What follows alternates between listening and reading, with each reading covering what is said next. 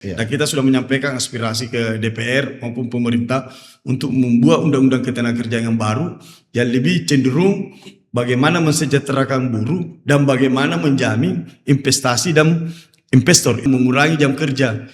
Dengan mengurangi jam kerja kan manusia aja bisa diambil dengan kompetensi seperti itu, mengganti kan. Ini yang berat tantangannya nih Pak. Ya. Apalagi sekarang AI yang sekarang semua orang bisa ini kan. Ya, itu bahwa 5 tahun atau 10 tahun targetnya sudah kembali modal, berubah regulasi, mati kita. Nah itu kepercayaan, itu yang perlu. Kalau hanya kepentingan buruh, siapa yang mau berinvestasi? Ya. Kalau tidak ada perusahaan, mau kerja apa?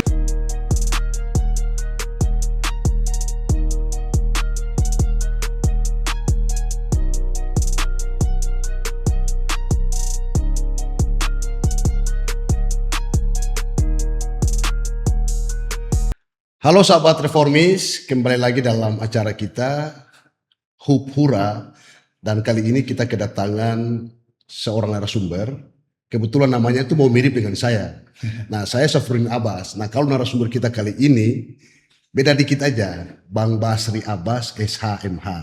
Apa kabar Bang? Sehat Bang? Alhamdulillah, kabar baik. Selamat sore, siap. Terima kasih kedatangan Abang di sini sudah mau hadir dan kita bisa berbincang-bincang dalam beberapa waktu ke depan.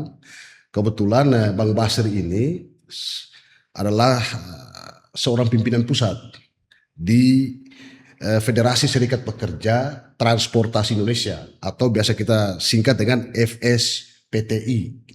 Nah, ini sekedar informasi buat teman-teman juga, dan jejak rekam Bang Basri ini sudah lama boleh dikata besar di jalanan dan hidup berbau dengan grassroots dan punya pengalaman yang cukup luar biasa dan cukup vokal juga untuk menyuarakan bagaimana kondisi tenaga kerja kita, buruh dan lain sebagainya.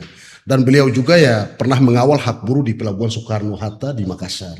Nah, itu sekilas profil beliau dan cukup akademis juga sebagai seorang praktisi hukum juga.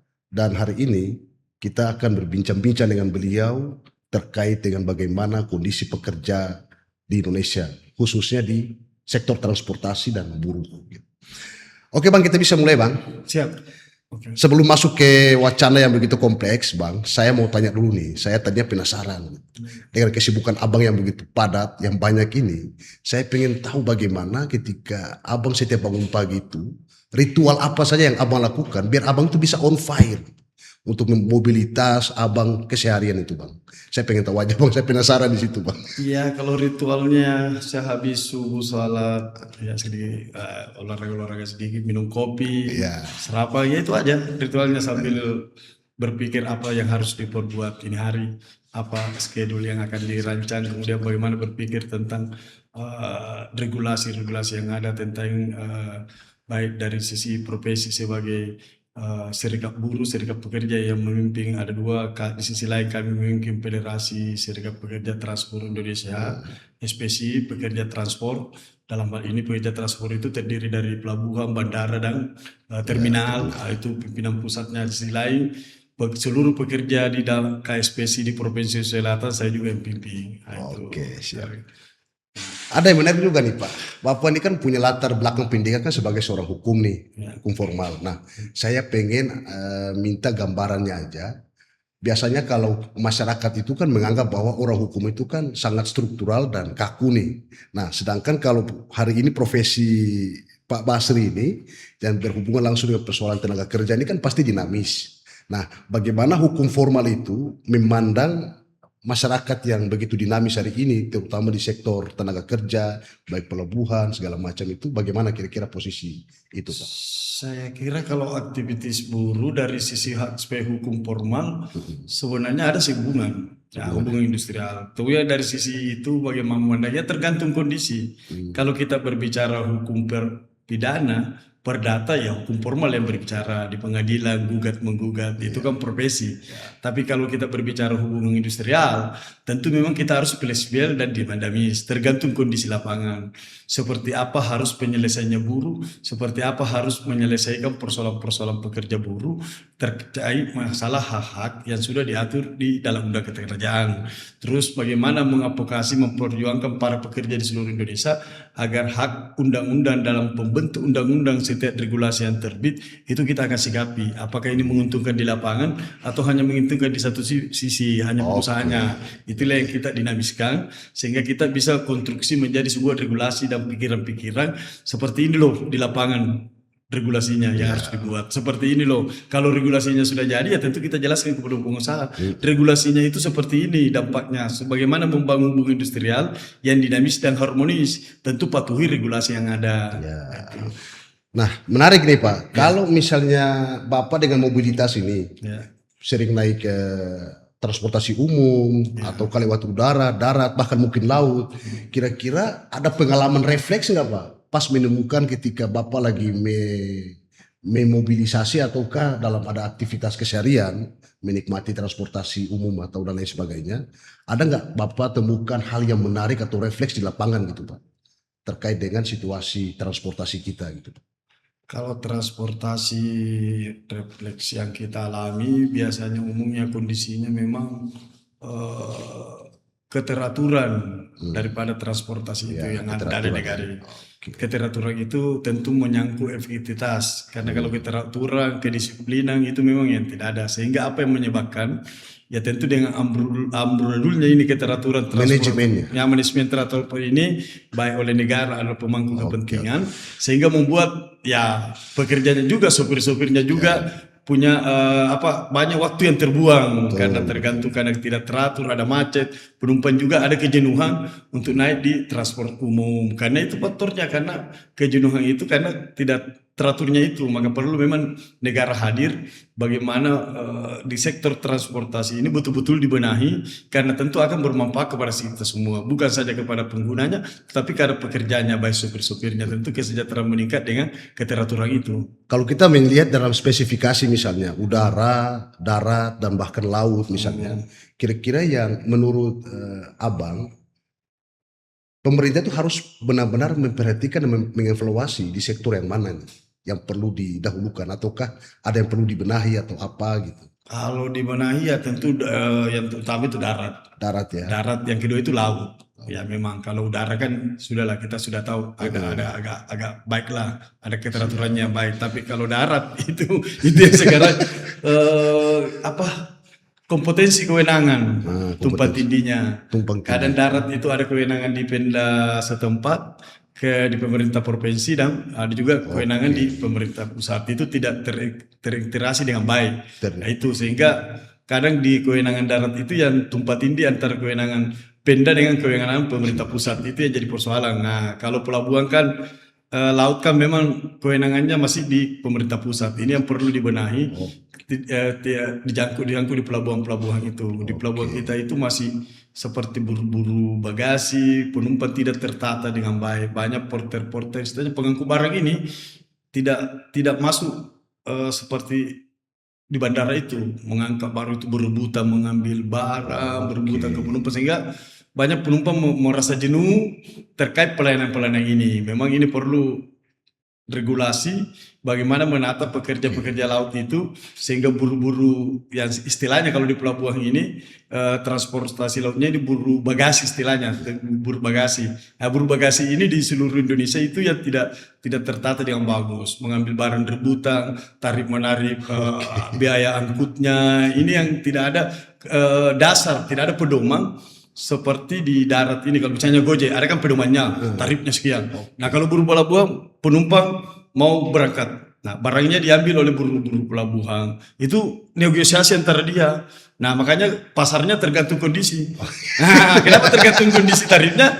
Kalau barang penumpang yang membeludak mahal biasa barangnya, tapi kurang ya bisa jadi murah karena buruh kurang pekerja. Jadi itu berarti yang selama ini Bang regulasi tentang pengaturan TKBM itu belum jalan maksimal gitu. TKBM di sektor angkutan laut, TK bagasi namanya. Kalau TKBM masalah di kargo, bongkar muat barang sudah diatur regulasinya, sudah bagus. Ada tarif OPP, UPT. Tapi di tenaga kerja yang melayani barang-barang penumpang yang kapal-kapal penumpang itu nggak ada regulasinya, nggak ada pedomannya.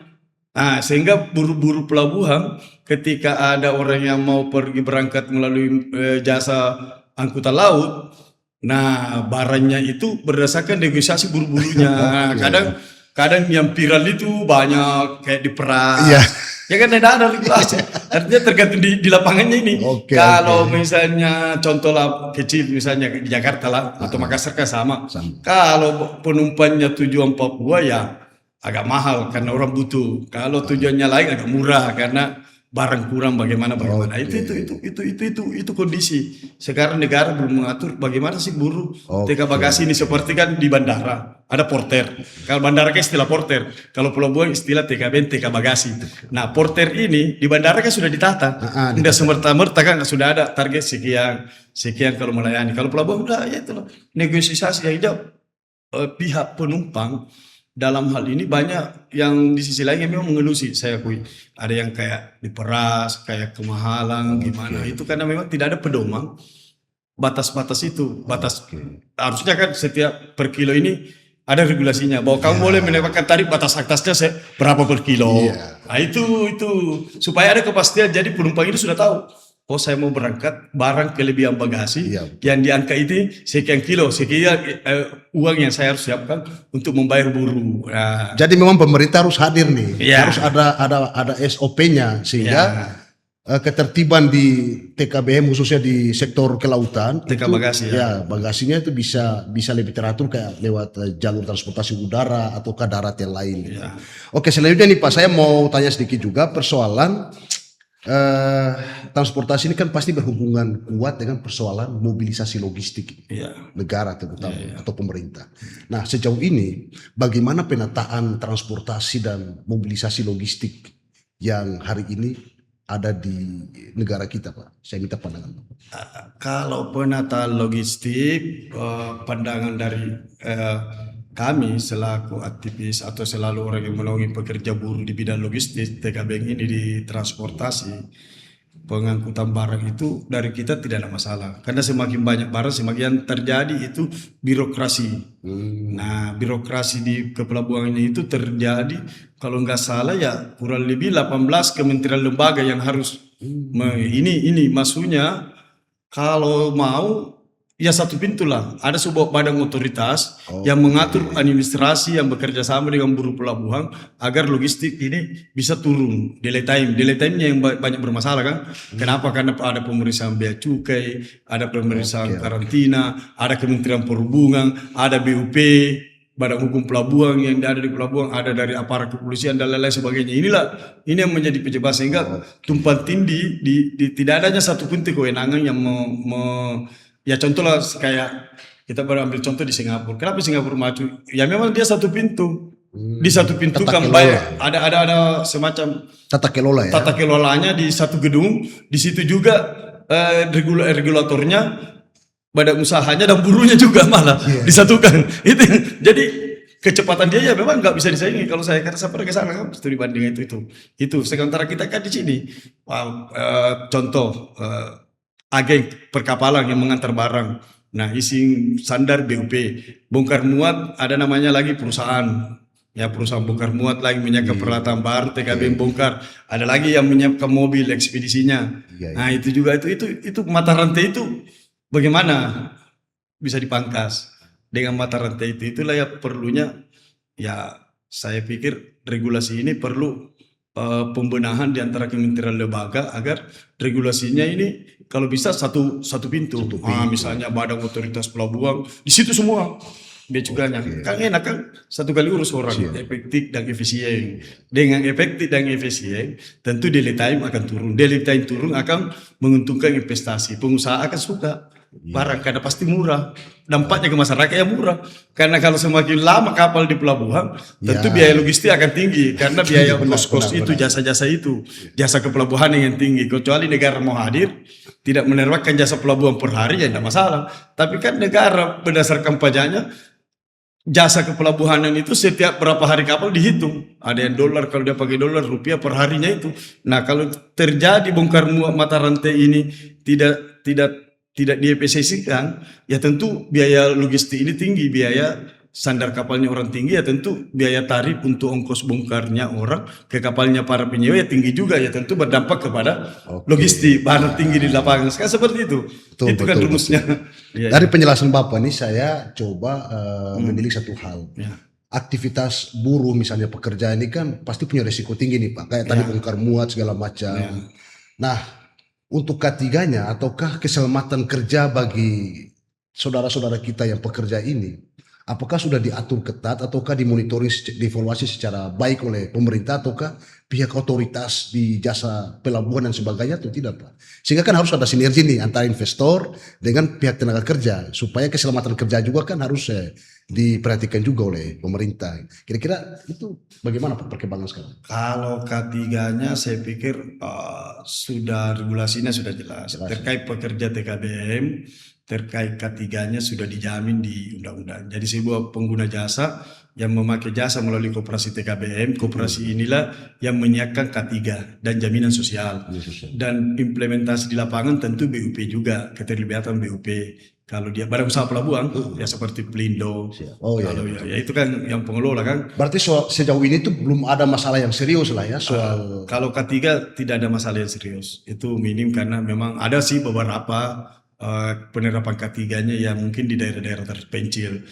Kalau di daerah-daerah pelabuhan utama kayak Jakarta, Makassar, Medan dan lain itu K3 sudah di masalah. Ya memang kayak di pelosok-pelosok ya memang masih ada sih K3 karena kesadaran manusianya lagi, karena memang kita akui buruh juga ya perlu pemahaman tentang pemakaian K3 itu, yaitu yang kesulitan. Edukasi ini peran ini kita harapkan juga peran pemerintah seperti Kementerian Ketenagakerjaan dalam hal ini sebagai lembaga atau dinas tenaga kerja di provinsi maupun kabupaten yang punya kewenangan terkait pembinaan K3 perlu edukasi kepada pekerja-pekerja ini bagaimana dampak apabila tidak memakai K3, dampak risiko kecelakaan kerja, risiko. Dengan edukasi itu insya Allah buruh akan punya kesadaran bagaimana begitu pentingnya K3 ini dalam aspek melaksanakan bongkar muat dan pekerjaan di lapangan. Itu yang penting.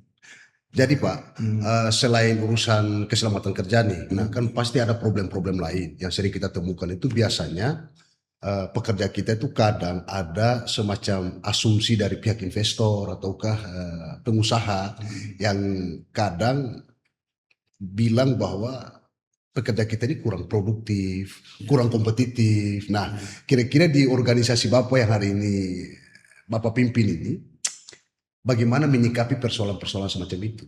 Pandangan terhadap pengusaha, terhadap pekerja kita. Ada alasan-alasan, sampai ada muncul PHK dan sebagainya, karena alasan kurang kompetitif, kurang produktif. Nah itu pandangan Bapak selama menjabat ini di organisasi ini bagaimana? Kalau kami memandang memang di sisi lain, kami akui produktivitas kerja itu memang itu yang penyebab PHK. Karena apabila produktivitas kerja tidak tinggi, tentu perusahaan itu tidak mampu memproduksi apa yang mereka lakukan untuk apa istilahnya dijual ke masyarakat. Nah, terkait pandangan investor tentu tidak semata-mata dari aspek perburuan. Nah, kalau investor memang itu dari kacamata buruh bukan terletak daripada produktivitas buruh, karena buruh itu saya pikir dia hanya bagaimana mencari nafkah, bagaimana dia menghidupi keluarganya, misalnya dia akan berproduksi. Nah, faktor yang utama itu ya tentu faktor keamanan. Nah, keamanan ini yang sering jadi persoalan. Kenapa keamanan jadi persoalan? Ya itulah pemerintah, bagaimana kita tahu bedalah negara-negara kita. Di kita ini masih banyak oknum-oknum yang bukan haknya untuk mendapatkan di perusahaan, meminta di perusahaan ini. Ini menjadi persoalan. Orang istilah kepuli, banyak organisasi apa itu kan banyak viral. Artinya investor ini kosnya untuk ke buruh ada lagi kos-kos lain yang non budgeter yang tidak tertulis di regulasi, tapi dia harus keluarkan. Ini yang jadi masalah. Kalau untuk kos untuk buruh sudah jelas, sebuah investor sudah tahu hitungannya kan, UMK jaminan kan dia sudah hitung. Tentu dia sudah tahu hitungannya kan. Nah, cuma kos-kos yang tidak tertulis ini yang belum ada di regulasi. Namanya investor demi kenyamanan dia berusaha agar tidak terganggu, kadang mengadakan kos-kos yang di luar regulasi. Itu yang jadi persoalan. Nah, ini yang perlu kita transparansi dan penertiban kos perusahaan itu. Apa sih yang menjadi kewajiban? Kalau dia buruh, regulasinya seperti apa? Ya kita juga buruh, fair. Kalau memang tidak sesuai regulasi ya jangan minta. Kang investor ini kan sebelum investasi kan dia baca regulasi. Apa sih regulasinya Indonesia ini? Apa sih hubungan kerjanya? Apa sih hak buruh yang dikasih? Berapa sih UMK? Berapa sih pesangonnya, jaminan sosialnya? Kan sudah ada tertulis. Nah, seorang pengusaha masuk pasti sudah tahu. Ketika dia masuk sudah ngitung pasti. Cuma jadi persoalan problem ya itu tadi. Hal-hal yang tidak tertulis di regulasi, kadang ada cost yang harus disiapkan demi ketenangan usaha. Betul. Nah itulah tanggung jawab pemerintah, bukan tanggung jawab kami lagi. Kami bagaimana bisa bekerja, menjaga hubungan industrial. Ya kami juga selaku serikat pekerja, tentu mengedukasi dan tetap mengedepankan bagaimana hubungan industrial di lapangan itu terjadi. Karena dengan hubungan industrial yang bagus, dengan kedamaian antara kami buruh dengan pengusaha akan tercipta investasi, akan membuka lapangan kerja. Investor itu bukan persoalan mahalnya gaji buruh, tapi dia persoalan kepastian hukum dan ketenangan. Ya kalau mau berbicara masalah mahalnya di luar sana, malah bukan rahasia umum lagi, lebih mahal gaji buruhnya. Tapi kenapa dia investor suka ke sana? Karena ada faktor-faktor ketenangan, hubungan industrial yang bagus, jaminan berusaha, kepastian hukum. Ya itu. Kalau kita kan terlalu banyak politisi, sehingga suatu saat berubah regulasi, kaget lagi, ya kan? Akhirnya orang pikir, waduh, belum kembali, kita sudah di regulasi ini, investasinya sudah dihitung bahwa 5 tahun atau 10 tahun, targetnya sudah kembali modal, berubah regulasi, mati kita. Nah itu kepercayaan, itu yang perlu. Tapi kalau di organisasi ini, FSPTI ini, apakah punya SOP sendiri enggak untuk bagaimana mendeteksi pekerja ini supaya tetap produktif gitu Pak? Atau ada sistem monitoring atau evaluasi di serikat pekerjaannya di internal organisasi kita Bapak? Ada ya. Ada namanya tingkatan PC, tingkatan PUK untuk memonitoring anggotanya agar bagaimana betul-betul melakukan tindakan-tindakan hukum dalam bekerja tidak di luar ketentuan. Berarti ada pola asesmen juga? Ada, kita asesmen, bahkan kita tiap periode evaluasi dan pelatihan-pelatihan. Ya pelatihannya kadang dari iuran anggota, kadang dari kementerian lembaga yang terkait bermitra kita, edukasi tentang pelatihan-pelatihan kompetensi, sertifikasi, ya kan kita harus siapkan. Karena kalau kita tidak latih ya bagaimana menghadapi tantangan ini. Iya. Nah, berarti kalau misalnya di pihak investor nih, pengusaha nih, kalau misalnya mereka menemukan di lapangan ada pekerja-pekerja yang mungkin secara produktivitas menurun misalnya, berarti mereka sering berkoordinasi gitu dengan serikat pekerja gitu. Ada jalur koordinasinya gitu. Ada jalurnya di tingkat PUK. Ada jalurnya. Apakah di tingkat asosiasinya, kalau pengusaha ini masuk asosiasi Apindo, kadang dia pendonya masukkan. Makanya adalah lembaga-lembaga ketenagakerjaan juga ada di setiap pemerintah daerah, namanya LKS Triparti. LKS Triparti ini terbentuk dari sesuai regulasi, ada di pemerintah provinsi, ada di pemerintah kota. LKS Triparti ini sebagai media antara pengusaha dan pekerja, pimpinan buruh untuk mengevaluasi siapa sih yang salah, buruh atau pengusaha yang perlu dibina. Nah itu kita profesional, objektif. Baik. Nah ini ada yang menarik lagi nih Bang, tadi soal mengantisipasi transisi teknologi. Nah yang tadi kita sudah bicarakan, di sini kan memang tantangan kita terberat ke depan itu persoalan transisi teknologi ini Pak. Sudah tentu itu dia bisa berefek pada persoalan produktivitas tenaga kerja juga, terutama pekerja-pekerja kita di Indonesia. Nah saya mau minta gambaran Bapak persoalan transisi teknologi yang masif hari ini, kira-kira ada nggak skema yang akan dibijaki oleh serikat pekerja yang hari ini dipimpin oleh Bapak ini untuk mengantisipasi transisi teknologi itu, baik itu AI dan sebagainya itu Pak? Kalau transisi teknologi menuju digitalisasi bukan saja lagi kita antisipasi, kita sudah membuat program mengantisipasi lagi. Karena memang dampaknya sudah luar biasa ini, sudah terasa kan? Yang contoh kecil ini beberapa pekerjaan khususnya di sektor transportasi. Yang saya kewenangi di pelabuhan kan sudah jelas ini. Kalau dulu penggunaan tenaganya, contohnya di PT Kemas. Kalau PT Kemas dulu sebelum teknologi masuk, ya bisa sampai 20 orang, sini cukup 8. Itu kan sudah berdampak ya. Namun untuk mengantisipasi ini tentu kita mengedukasi agar ada peningkatan skill. Peningkatan skill itu kompetensi agar siap beradaptasi dengan digitalisasi. Kemampuan kompetensi ini agar digitalisasi kan tidak mesti harus pekerjaan ini nggak ada manusianya, tetapi bagaimana kita beradaptasi agar teknologi ini mampu dikuasai oleh buruh. Ketika dikuasai buruh berarti terserap juga pekerjaan-pekerjaan itu, walaupun memang secara hukum pasti berkurang, itu tidak bisa kita pungkiri, pasti ada pengurangan sektor-sektor pekerjaan. Tapi kita berharap Ya kan pemerintah sekarang bagaimana selalu mendatangkan tenaga ahli dari luar, itu yang kita antisipasi agar kita punya buruh khususnya terkait operator atau pengoperasian peralatan-peralatan teknologi itu kita mampu kuasai. Itu yang kita harus hadapi. Karena supaya tidak ada alasan untuk mendatangkan tenaga ahli dari luar yang karena dianggap bahwa buruh kita tidak siap mengoperasikan itu. Nah, itu suka tidak suka kita sudah masuk kepada program itu. Ahli teknologi. Ketika teknologi itu seperti ini, maka suka tidak suka kewajiban bagi organisasi maupun pengelola buruh itu tentu menyiapkan tenaga-tenaganya itu agar beradaptasi dengan teknologi yang ada. Kalau kita tidak mau tergilas dari teknologi ini, itu hanya saja solusinya. Nah, terkait antisipasi skemanya, ya kita berharap sih pemerintah ada pembatasan-pembatasan seperti apa, ada pemberdayaan seperti apa, jangan teknologi harus disinkronkan dengan kebutuhan pasar tenaga kerja di negara ini. Karena kalau teknologi tidak disinkronkan dengan kebutuhan, tentu pengangguran yang banyak. Tapi pemerintah harus hadir mengatur dengan regulasi.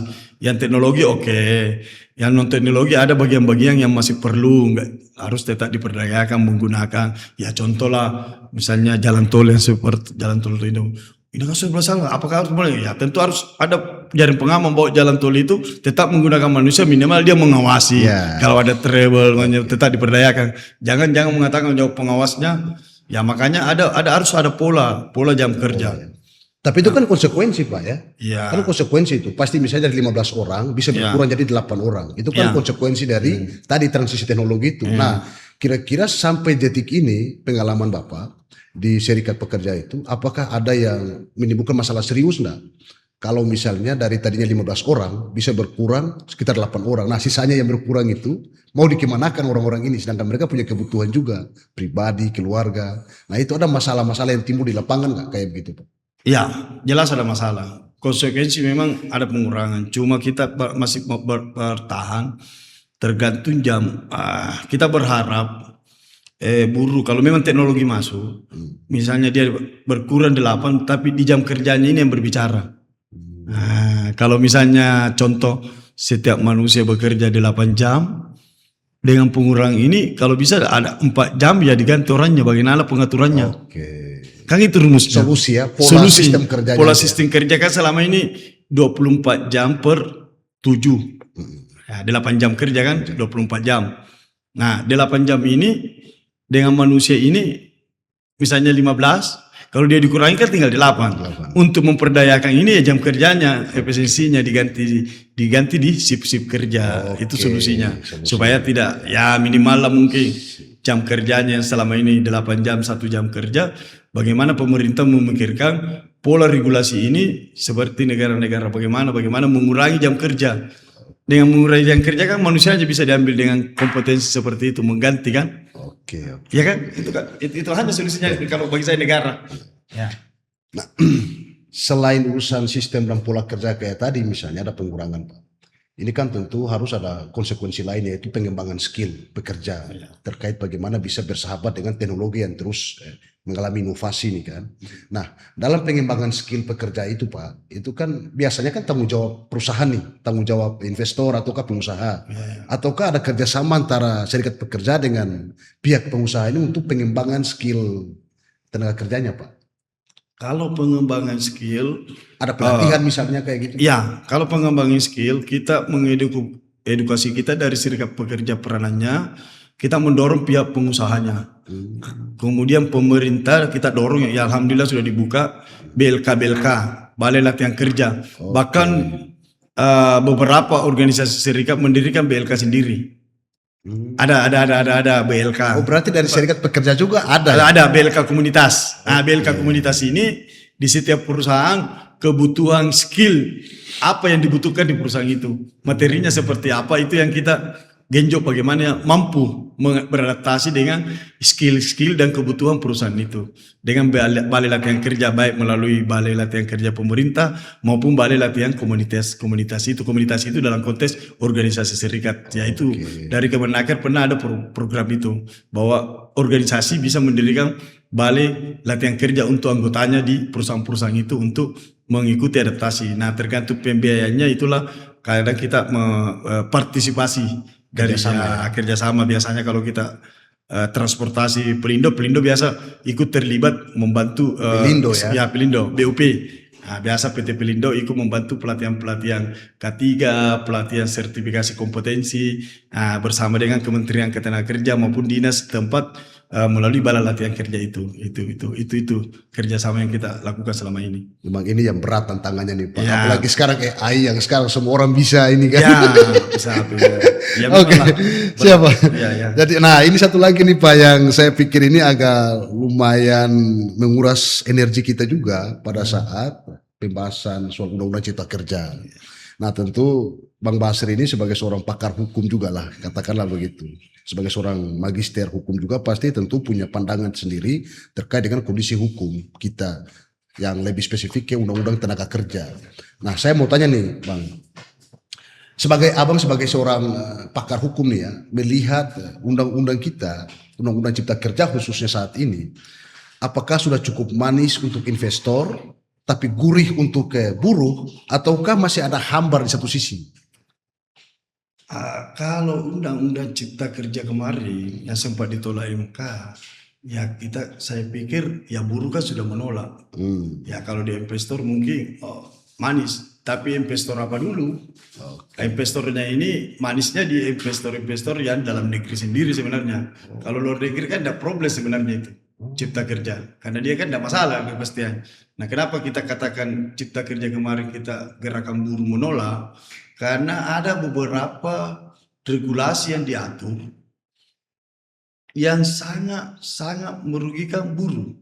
Kenapa merugikan? Karena tidak ada kepastian masa depan, tidak ada kepastian terkait hubungan kerja, tidak ada. Kenapa terjadi ini? Karena di beberapa pasal hak pesangon dan hak hari tua itu yang sangat ya istilahnya hampir 50% dipangkas. Nah kemudian hubungan kerja kenapa? Karena outsourcing ini dibebaskan. Nah tidak ada pembatasan kepada siapapun boleh outsourcing. Outsourcing kan sama aja dengan perbudakan menurut kacamata buruh kemarin. Sehingga kepastian untuk bekerja, misalnya kita masuk kerja ini nggak ada kepastian bahwa kita bisa bertahan sampai 1 tahun, 2 tahun. Karena budaya PHK di regulasi itu. Sedikit-sedikit beda dengan undang-undang yang lama. Ada batasan-batasan bahwa kalau dia nanti dia melanggar SP, nah kalau Cipta Kerja ini bisa saja orang langsung di PHK. Benar. Tanpa alasan yang jelas. Itu yang jadi problem. Sehingga kita anggap bahwa wah bisa saja ini mungkin HRD-nya dendam pribadi dengan pekerjaannya pecat. Nah itulah akhirnya orang bekerja tidak produktif karena di bawah tekanan kuasa-kuasaan. Artinya mungkin dia mau profesional bekerja dengan baik, tapi dibayang-bayangi dengan bahwa suatu saat tanpa alasan yang jelas bisa di PHK. Itu kan yang menjadi problem sekarang. Sehingga alhamdulillah dibatalkan oleh MK. Sekarang punya waktu 2 tahun dan ini tinggal 6 bulan ya. Sementara progres. Dan kita sudah menyampaikan aspirasi ke DPR maupun pemerintah untuk membuat undang-undang ketenagakerjaan yang baru yang lebih cenderung bagaimana mensejahterakan buruh dan bagaimana menjamin investasi dan investor. Itu artinya bagaimana dikombinasikan kepentingan investor dengan kepentingan buruh. Karena tidak bisa juga. Kita harus objektif. Selaku serikat pekerja, kalau hanya kepentingan buruh, siapa yang mau berinvestasi? Kalau tidak ada perusahaan, mau kerja apa? Mau regulasinya mendapatkan hasil gini, kalau tidak ada orang yang mau yang kasih bekerja, ya siapa di mana mendapatkan hal itu? Tapi jangan juga membuat bahwa investor itu di artinya seakan-akan negara tidak, itu kan sama dengan perbudakan apa itu juga jangan, karena negara harus menjamin. Nah, ini undang-undang dasar kepastian kepada buruh bahwa rakyat dijamin kehidupannya yang layak. Apa bentuk penjaminan kehidupan layak? Tentu regulasi ketenagakerjaan yang mampu menjamin kehidupan yang layak bagi buruh dan pekerja. Itulah. Termasuk soal pesangon hari tua ya. Ya pesangon kan dua di persoalan buruh. Jaminan pensiunnya, jaminan hari tuanya dan pesangonnya dan jaminan sosialnya. Nah, jaminan sosialnya kan seperti ya BPJS lah. Itu kan masuk kategori jaminan sosial. Hanya itu persoalan-persoalan yang diburu, bagaimana dia berhenti bekerja di usia 55 tahun, tidak lagi menjadi pekerja karena jaminan yang tidak ada. Tapi kalau jaminan sudah memastikan begitu dia di usia 55 tahun atau 56, sudah ada kepastian jaring pengamannya bahwa jaminan hari tuanya ini pensiunnya sesuai rumusan yang mampu dibayar oleh pengusaha. Artinya yang penting adalah pegangan. Kalau dia putus 55 tahun, 56 sudah tua, nol ya tidak, jelas itu yang bikin pusing. Ya pusing, ya pergi lagi bekerja sebagai pekerja. Apakah dia di informal, jadi ini untuk memenuhi kebutuhannya. Nah, itu yang persoalan. Memang pemerintah harus merhatiin sih dua hal prinsip ini nih. Soal pesangon hari tuanya, sekaligus jaminan sosialnya memang. Jaminan sosial. Karena memang terkadang juga perusahaan-perusahaan ini kadang tidak bijaksana juga. Ketika ada masalah sedikit aja langsung main PHK aja, dan itu terjadi di berapa kali berita yang viral juga kan kita nonton kayak begitu, Bang. Nah, terus Bang selanjutnya itu ada misalnya gini, Bang. Saya agak penasaran juga, misalnya ada komunikasi nih antara buruh dengan pengusaha nih. Kadang-kadang itu ada komunikasi yang kadang macet misalnya. Nah, tentu sebagai serikat pekerja itu kan sebagai jembatan itu untuk membantu menghubungkan kepentingan pekerja di bawah dengan kepentingan pengusaha di atas nih. Nah, kira-kira ada resep Abang tertentu enggak ketika mencoba untuk memediasi masalah macetnya komunikasi antara pihak pekerja dengan pihak investor atau pengusaha? Macetnya komunikasi kadang lebih banyak terletak kepada orang yang diberi mandatoris oleh pengusaha itu, owner. Kan tidak pernah negosiasi itu langsung ownernya, kadang HRD-nya atau pengacaranya. Di sini terjadi diskomunikasi. Akhirnya kita tidak bisa menemukan titik temu di angka mana kita harus menjalin hubungan industrial bipartinya ini. Nah, untuk menjamin biparti ini, kami juga berharap ownernya memantau apa sih hasil progres itu. Karena kadang terjadi, kalau resep saya, saya kan hitung di perusahaan itu. Kalau hanya satu orang atau dua orang yang menyebabkan chaos pelabuhan, chaos perusahaan itu tentu harus cari titik temu. Jangan sampai satu orang menyebabkan kehilangan pekerjaan 200 orang. Nah, cuma dari sisi lain itu tadi mandatornya, HRD-nya atau orang pengacaranya atau kuasa hukumnya perusahaan itu, nah itu yang biasa komunikasinya itu tidak seperti mungkin pemikirannya ownernya tidak seperti itu, dia implementasikan di bawah ini, sehingga terjadilah saling tegang-tegang, akhirnya terjadilah ada aksi demo perusahaan sampai ke tingkat perselisihan hubungan industrial di pengadilan karena adanya putus komunikasi antara kita organisasi serikat dengan ownernya, karena biasanya HRD atau kuasa hukumnya yang ditunjuk, ownernya kan jarang. Tapi kalau owner yang proaktif melihat fakta apa semuanya, biasanya sih bagus. Saya juga jadi ketemu langsung ke HRD-nya, dan kebetulan ownernya ada, dikasih pemahaman ownernya terkait hanya buruh ini konstruksi hukumnya. Kalau kita memaksakan kehendak, kami juga tidak akan memaksakan cari solusinya. Tapi kalau kita memaksakan, ya kita rugi bersama. Apa rugi bersama? Ya buruh juga rugi karena kepastian haknya tidak terjamin melalui pengadilan itu bisa sampai 2 tahun, 3 tahun. Tapi Anda juga terganggu operasional usahanya sehingga menimbulkan kerugian yang banyak. Mungkin seharusnya selesai di angka begini nilainya bisa jadi lebih banyak karena ada biaya itu. Kadang owner sudah paham begitu di ilustrasi. Kalau ownernya bagus kan dia kan menghitung bagaimana pengeluaran kurang. Nah, kalau di tingkat RD kan udah pusing. Ya, kadang banyak, semakin lama juga semakin banyak itu yang jadi persoalan. Jadi kalau ownernya dikasih penjelasan bahwa oke lah kami terima di angka ini dengan perhitungan-perhitungan yang realistis, dengan aspek-aspek dampak kalau kita sama-sama tidak menyelesaikan ini persoalan, maka saya katakan kalau kita rugi dua-dua. Aku juga rugi, karena kenapa? Kami kepastian hak akan lama, apalagi kalau pengadilan. Hubungan industrial itu bisa sampai 1 tahun. Tapi pengusaha juga bisa rugi. Harusnya hanya sekian yang harus dikeluarkan bisa membekas sampai 2 kali karena biaya ini lagi, biaya ini ya. Itu argo jalan terus itu. Argo jalan terus. Nah, itulah dengan ownernya kayak yang nyambung bisa selesai. Rumusnya biparti itu sama-sama memahami kondisi dan sama-sama harus paham bahwa kalau kita berselisih, semakin lama berselisih, kedua belah pihak dirugikan. Itu pasti hukumnya. Nggak mungkin tidak dirugikan kedua belah pihak. Itu pasti. Dua-dua dirugikan. Itu. Siap. Ada nggak sepanjang pengalaman Abang ini misalnya, menemukan ada satu kebijakan pemerintah yang itu bisa merugikan investasi sekaligus merugikan tenaga pekerja atau buruh itu sendiri. Gitu. Ada nggak pengalaman itu? Ada satu kebijakan apa begitu yang itu sangat merugikan investasi atau investor tadi dan sekaligus merugikan kaum buruh. Ya, kalau kebijakan yang selama ini merugikan Yang kedua, paling krusial lah, yang krusial ya pajak kadang. pajak ya. Ya, kadang pajaknya tiba-tiba pajak naik, perusahaan tidak mampu membayar, itu yang jadi persoalan. Kemudian dari aspek hukum kayak biasanya masuk kepada hukum-hukum formil terkait misalnya ya seperti kemarin lah, ya kan? Banyak di PHK tiba-tiba tutup karena kebijakan-kebijakan yang tidak berpihak. Yang korban kan investornya tidak ada, buruhnya juga ribuan yang di PHK karena perusahaannya tutup.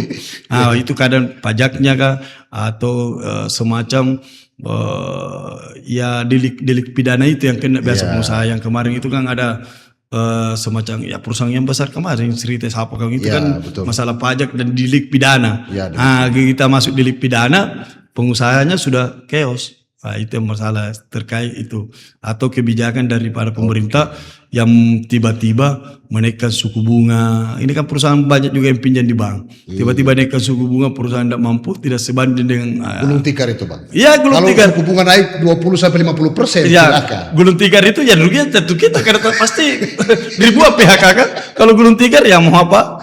Pasti buruh kehilangan pekerjaan Ya, itu pasti. Makanya memang negara harus hadir. Kenapa sekarang ini?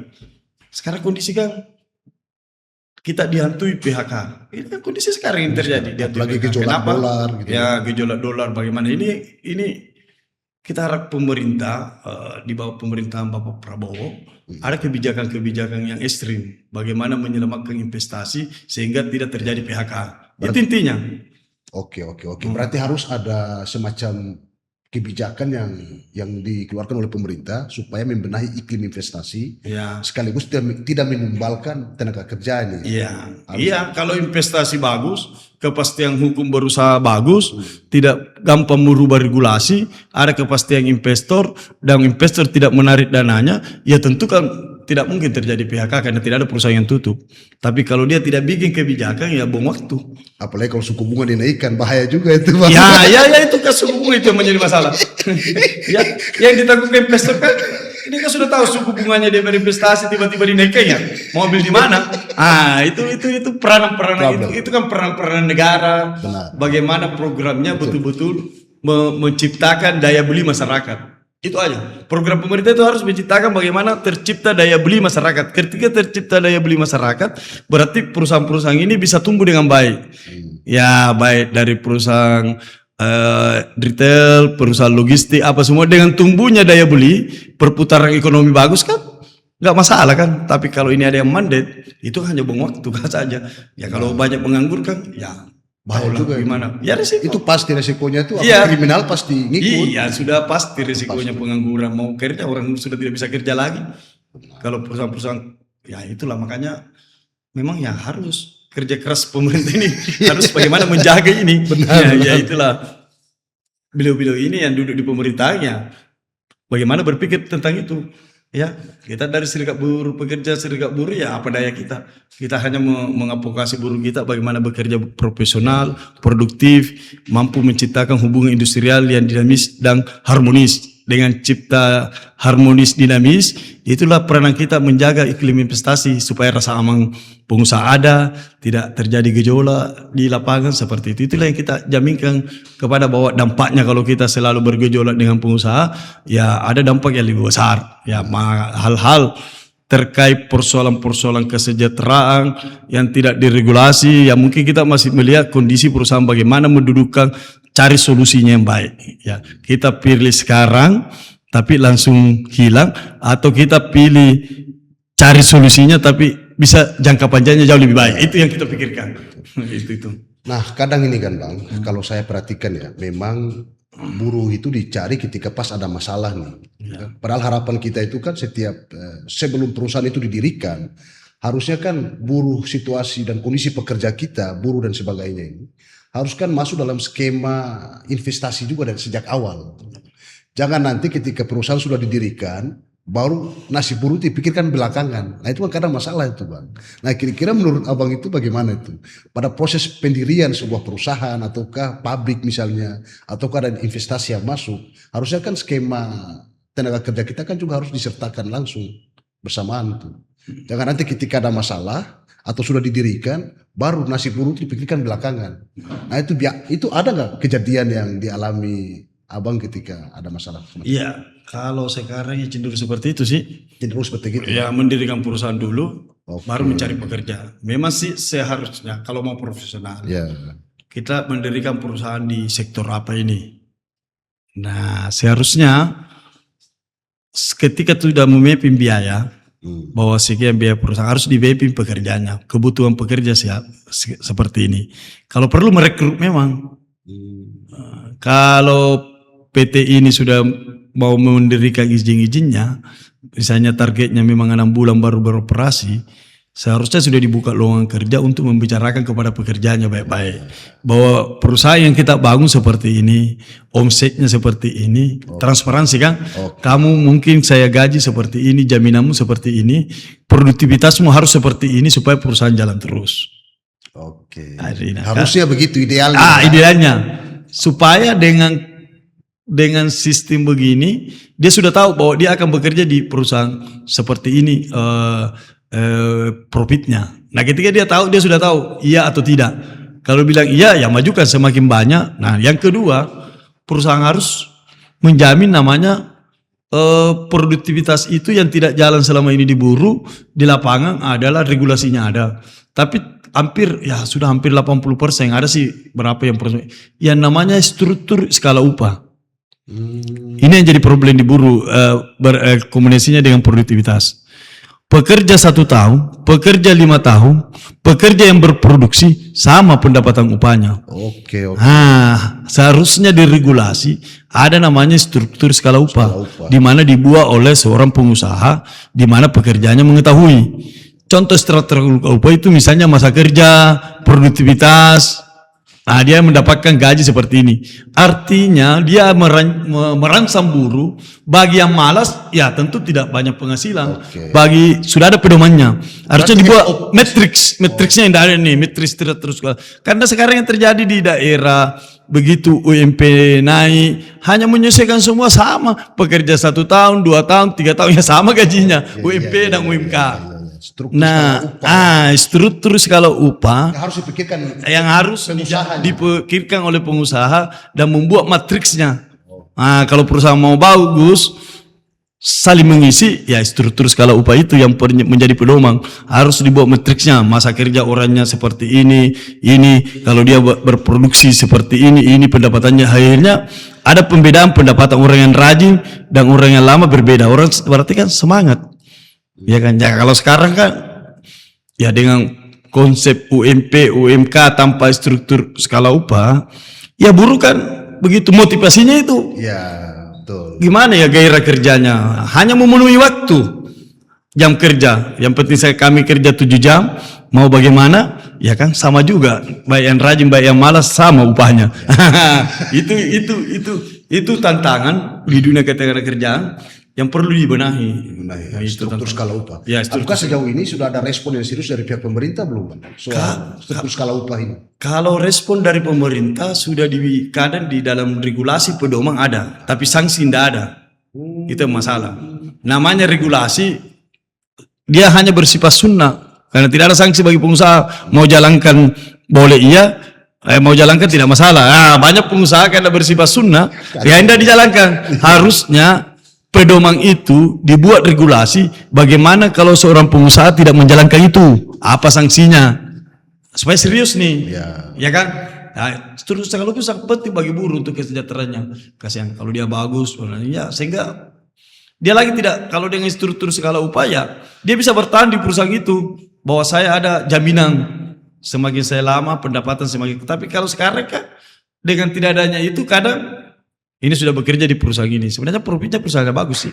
Tapi karena dari terus kalau upah biasa 3 tahun, mau cari lagi perusahaan lain yang bagus-bagus profitnya. Akhirnya kan, ya kan begitu kan masalahnya. Benar, Tapi kalau ada struktur skala upah, jaminan pekerja gitu ada bisa bertahan karena dia mempunyai matriks untuk peningkatan kesejahteraannya melalui struktur skala upah itu.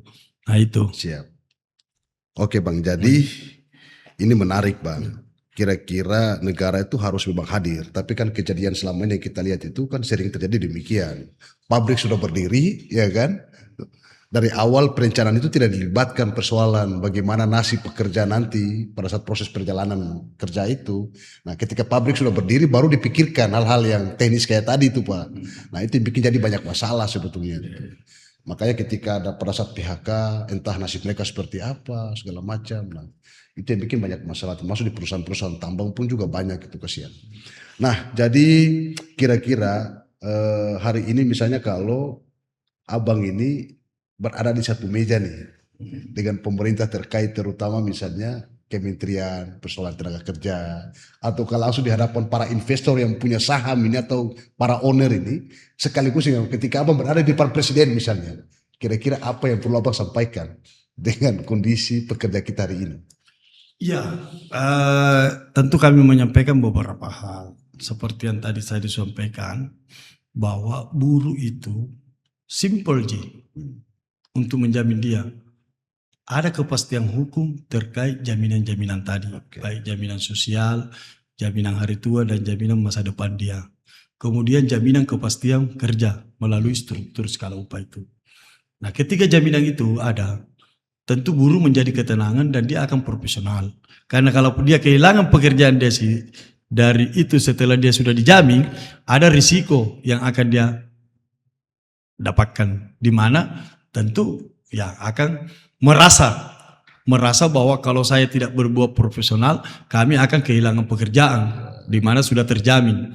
Nah itu, kalau dari segi investor, menurut pendapat saya, ya mungkin tidak jadi problem. Ketika itu memang kepastiannya sudah jelas bahwa buruh kalau terjadi pemutusan hubungan kerja seperti ini, investor kan sudah hitung biaya itu. Sepanjang biaya yang diregulasi itu tidak ada lagi biaya tambahan oleh pihak oknum-oknum yang tidak bertanggung jawab. Itu harus dibenahi. Ya makanya saya bilang dengan teknologi semacam ini sudah bagus, pemerintah bisa harus ada efek jerah kepada oknum yang menyebabkan investor mengeluarkan biaya yang tidak sesuai regulasi. Ya itu seperti oknum-oknum pejabat yang harus memperlancar kalau ada AB. Ya makanya saya bilang korupsi. Kalau korupsi sudah diberantas, selesai persoalan perburuan. Karena ini yang menyebab, ya namanya pengusaha kau sudah tahu kalau Kemenaker mau begini memperlancar, sebenarnya sudah sesuai regulasi, tapi karena dihambat-hambat, ya pakai ini pakai itu kan kos semua. Yang dampaknya akan terjadi kepada buruh karena termasuk kepada kos perusahaan itu akan berdampak ke buruh untuk memikirkan, wah kalau begitu kurang ini aja lah karena kita harus mengeluarkan biaya ini supaya ada lancar ini. Artinya ada niat baik di antara pemerintah dengan buruh, bagaimana kita kuncinya transparansi lah dalam konteks ini, transparansi aja bahwa ini dan penindakan tegas kalau ada yang melakukan hal-hal itu aja kuncinya. Berarti memang harus ada transparansi dan akuntabilitas di birokrasi maupun di pengusahanya terhadap kondisi internal buruh. Oke. Jadi memang ini menarik Bang. Jadi ada beberapa hal yang tadi coba saya lihat soal kepastian hukum terutama pastinya. Terus bagaimana jaminan hari tua para pekerja kita kan. Nah terus juga terkait dengan struktur skala upah. Nah ini penting ini. Apalagi jaminan sosial dan lain sebagainya ini penting. Karena ini yang memang menjadi salah satu hal yang paling penting gitu bagi buruh nih kan. Nah Bapak tadi sempat nonton pidato Prabowo nggak tadi, Presiden Prabowo di paripurna. Nah ini yang menyangkut dengan urusan-urusan pemain-pemain di belakang ini yang membuat repot para pengusaha juga yang tadi Bapak bilang gitu kan. Tadi ketika Bapak lihat pidato Pak Prabowo itu kira-kira bagaimana tuh terkait dengan urusan tadi yang soal pemain-pemain yang bikin susah investor, suka main lewat belakang kadang gitu kan. Kalau Bapak Presiden kita Pak Prabowo hasrat citanya terkait perburuan, saya kira baik. Itu baik. Nah, kenapa kami baik? dari beberapa momen buruh seremonial sebenarnya mereka hadir. Kehadiran itu sebagai bukti mereka sebenarnya peduli loh. Nah, memang kesulitannya dia di pejabat-pejabat tingkat bawah ini yang harus betul-betul pengawasannya dan pengetahuannya dan implementasinya di lapangan. Nah, masih banyak pakai pola-pola yang lama. Tidak mereformasi diri bagaimana menjalankan hasta cita Bapak Presiden ini. Kalau kebijakan Pak Presiden Prabowo menurut saya terkait perburuan ya sangat positif lah. Karena mereka mampu menetapkan upah secara regional yang harusnya dulu biasa 3%, dia mah berani kok 6,5%. Betul. Ya kan, itu kan bukti nyata kan. Iya, betul. Seharusnya kita berdarah-darah 3%, 2% mengenai ini 6,5% kan. Benar. Nah, cuma memang kebijakan-kebijakan ini karena menjadi kos perusahaan yang mungkin menganggap wah ini terlalu besar, tapi bukan di sininya yang harus dibenahi. Ya itu tadi, bagaimana di bawah ini memberantas pembiayaan perusahaan yang tidak ada di regulasi oknum ini aja kuncinya. Kalau saya melihat di sini nih letak mandatnya sehingga ada menyebabkan segini. Saya pikir ini memang kerja berat. Nah inilah kerja berat kita bersama sebagai rakyat. Tentu harus organisasi buruh juga akan mengawasi di mana sih mandatnya. Kenapa sih kebijakan yang pro buruh kok seakan-akan berdampak justru dihadapkan kepada PHK isu. Padahal kebijakan presiden ini untuk buruh ya pro buruh lah. Nah presiden misalnya pro buruh, tapi ancaman-ancaman kayak akan terjadi PHK ya gitu. Padahal tidak seperti itu. Benar. Yang harus dibenahi. Seperti yang dibenahi itu bukan kenaikan kesejahteraan buruh, bukanlah sebagai penyebab utama sehingga perusahaan ini menjadi ketakutan itu menjadi bahwa investor akan lari karena itu bukan. Ada hal yang penting karena kalau kita berpikir kalau kita menganalogikan dengan negara-negara lain, ya buruh seluruh Indonesia kan termasuk yang murah gajinya dengan UMPB ini kan dibanding negara-negara lain kan. Benar. Nah lo buktinya sana tidak problem, berarti bukan problem di situ. Bukan problem investasi ini, bukan problem di perburuan. Ya, berarti ada problem lain yang harus dibenahi.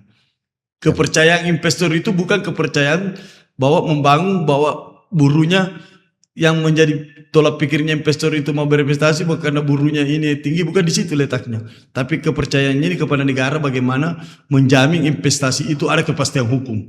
Nah itu yang jadi persoalan kan. Kalau buktinya dia juga pindah di negara itu, gaji buruhnya juga cek juga. Kan lebih tinggi. Dia pindah ke negara itu tapi gaji buruhnya lebih tinggi. Ya kan? Berarti kan bukan di situ problemnya. Kalau dia problemnya di perburuan bahwa gaji buruh Indonesia lebih tinggi, iya coba cek yang di luar bagaimana. Ngapain dia pindah ke sana yang gaji buruhnya ya tentu lebih tinggi dari kita. Ya kan? Berarti bukan problemnya di situ. Berarti ada problem lain ya tentu seorang investor ada problem lain yang indikatornya yang perlu negara yang harus bertanggung jawab. Nah itu. Oke. Terima kasih Abang ya. siap. Lumayan luar biasa diskusi meskipun lumayan, tapi bagi saya ini sangat berisi karena Abang sebagai seorang pakar sekaligus orang lapangan. Jadi memang cukup menguasai lah hal-hal sampai tingkat yang paling teknis pun Abang punya gambaran yang detail lah. Nah jadi memang ini juga sekalian masukan juga buat 3 pilar penting dalam menjaga iklim investasi dan ekonomi kita tetap baik. Baik itu di kalangan pemerintah tetap menjaga iklim investasi yang bagus maupun di sektor investasi yang lain misalnya di investor maupun di tenaga kerja. Dan ini 3 pilar yang perlu diperhatikan secara serius dan kerjasama secara baik untuk tetap menjawab stabilitas ekonomi nasional. Kira-kira gitu Bang. Oke Bang, terima kasih banyak sudah mampir ke sini. Mudah-mudahan nanti kita di lain waktu kita akan lanjut lagi ke sesi berikutnya Bang. Terima kasih banyak. Saya akhiri. Terima kasih teman-teman Sobat Reform telah mengikuti acara kami. Mudah-mudahan ini menjadi inspirasi buat teman-teman semua dan terus menebar kebaikan dan akal sehat. Assalamualaikum warahmatullahi wabarakatuh. Terima kasih.